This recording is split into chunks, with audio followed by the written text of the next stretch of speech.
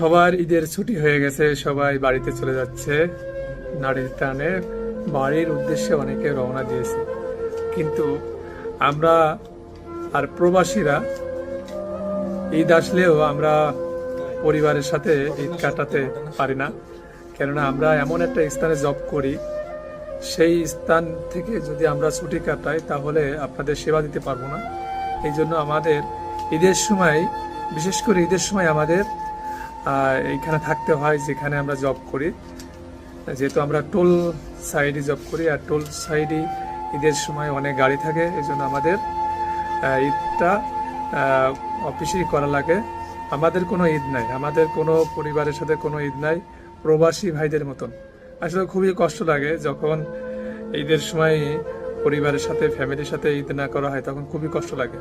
প্রবাসী ভাইদেরও ঠিক একই অবস্থা আমাদের মতন। সবাই দোয়া করবেন, সবার জন্য থাকবে অগ্রিম ঈদ মুবারক।